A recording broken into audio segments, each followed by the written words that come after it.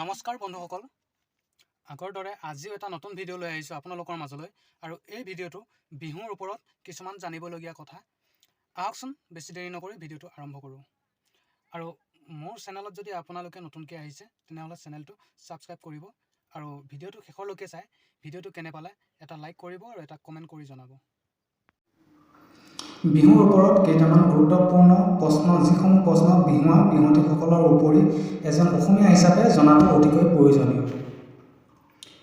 ইয়াৰে প্ৰথম প্ৰশ্নটো হৈছে, বিহু সন্মিলনত উত্তোলন কৰা বিহু পতাকাখনৰ আৰ্হি কোনে প্ৰস্তুত কৰি উলিয়াইছে? উত্তৰ, নীপ বৰুৱা। ইয়াৰ দ্বিতীয়টো প্ৰশ্ন হৈছে, বিহুত হাইদাং গীত কোন সম্প্ৰদায়ৰ লোকে গায়? ইয়াৰ উত্তৰটো হৈছে সোণোৱাল কাছাৰী। ৩ নম্বৰ প্ৰশ্নটো হৈছে, মানুহ বিহু দিনা নামনি অসমত কি বিহু বুলি কোৱা হয়? ইয়াৰ উত্তৰ হৈছে বৰদুমাহী।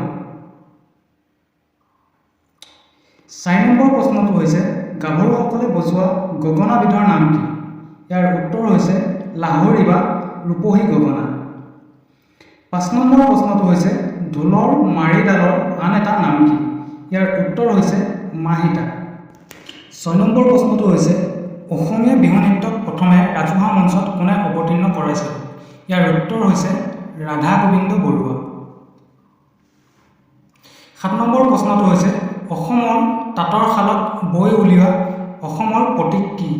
ইয়াৰ উত্তৰটো হৈছে গামোচা। ৮ নম্বৰ প্ৰশ্নটো হৈছে, ডেকাসকলে বজোৱা গগনাবিধৰ নাম কি? ইয়াৰ উত্তৰ হৈছে ৰামধন গগনা। ৯ নম্বৰ প্ৰশ্নটো হৈছে, বিহুত ব্যৱহাৰ কৰা বাঁহৰ টকা কোন সম্প্ৰদায়ে প্ৰথম ব্যৱহাৰ কৰিছিল? ইয়াৰ উত্তৰ হৈছে সোণোৱাল কাছাৰী। ১০ নম্বৰ প্ৰশ্নটো হৈছে, পেঁপা যি অংশ মুখত লৈ বজোৱা হয় সেই অংশটোৰ নাম কি? ইয়াৰ উত্তৰটো হৈছে চুপহী। ১১ নম্বৰ প্ৰশ্নটো হৈছে, বিহুক অসমৰ ৰাজ্যিক উৎসৱ হিচাপে প্ৰথমে কোনে ঘোষণা কৰিছিল? ইয়াৰ উত্তৰ হৈছে ৰুদ্ৰসিংহ। ১২ নম্বৰ প্ৰশ্নটো হৈছে, সুতুলি কেই প্ৰকাৰৰ আৰু কি কি? ইয়াৰ উত্তৰ হৈছে ৩ প্ৰকাৰৰ: বিহুৱতী সুতুলি, পখী সুতুলি, পিঠা সুতুলি বা বাঁহ সুতুলি।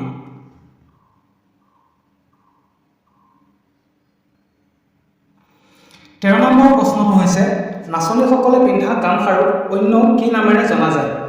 ইয়াৰ উত্তৰটো হৈছে মুঠিখাৰু। ১৪ নম্বৰ প্ৰশ্নটো হৈছে, সুতুলিত কেইটা বিন্ধা থাকে? ইয়াৰ উত্তৰ হৈছে ৩টা।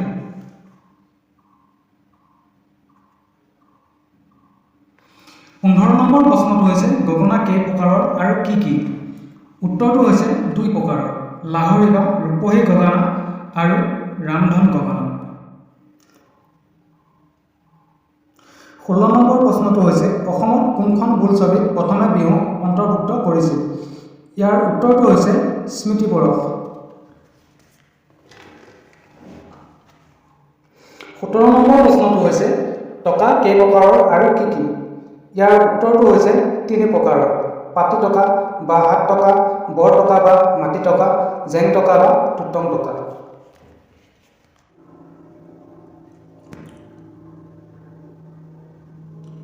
১৮ নম্বৰ প্ৰশ্নটো হৈছে, ঢোলৰ মাৰিডালত হাতেৰে ধৰা অংশটোৰ নাম কি?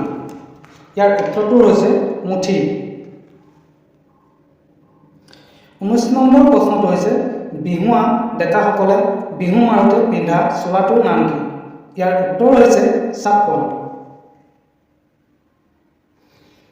২০ নম্বৰ প্ৰশ্নটো হৈছে, নাচনীসকলে খোপাত লোৱা কপৌ ফুলপাহৰ নাম কি? ইয়াৰ উত্তৰ হৈছে শিয়াল নেজীয়া কপৌ।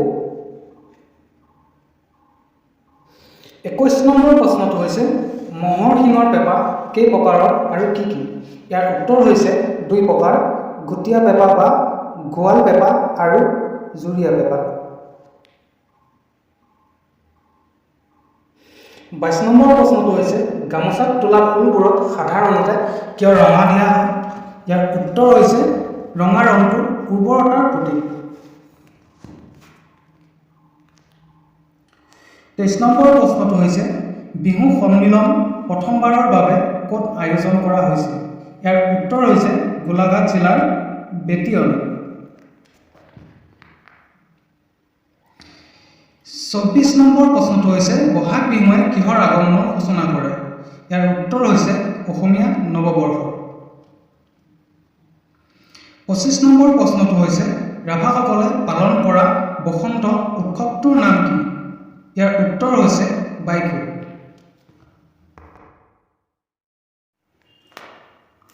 26 নম্বৰ প্ৰশ্নটো হৈছে মহৰ শিং পেপাৰ বাবে সাধাৰণতে কেনেকুৱা মহৰ পৰা লোৱা হয়?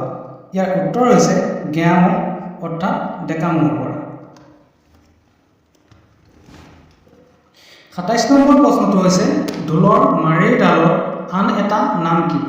ইয়াৰ উত্তৰ হৈছে মাহিদা।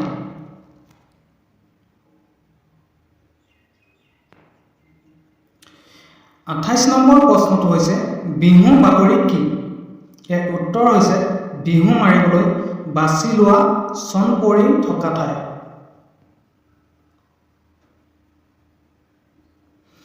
29 নম্বৰ প্ৰশ্নটো হৈছে তাঁতৰ শালৰ শেষৰ কাপোৰখন কাটোতে থুলুতাত থাকি অহা সূতাখিনিক কি বোলে?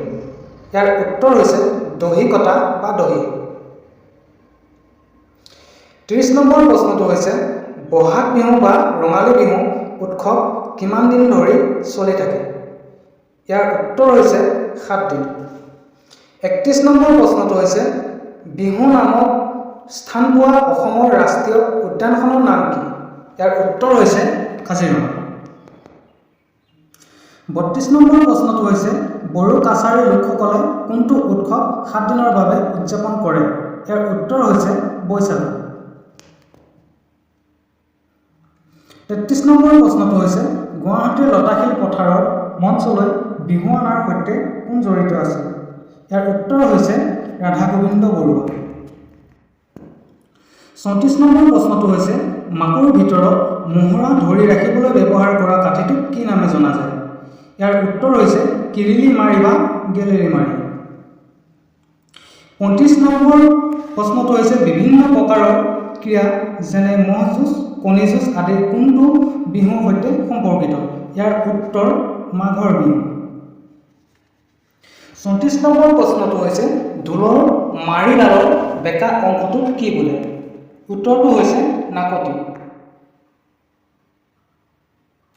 37 নম্বৰ প্ৰশ্নটো হৈছে কি ফুলে বিহুক বিদায় দিয়ে?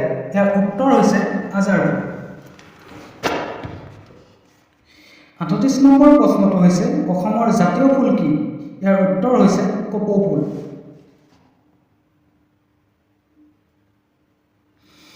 39 নম্বৰ প্ৰশ্নটো হৈছে প্ৰতিটো বিহু আগ দিনটোক কি নামেৰে জনা যায়?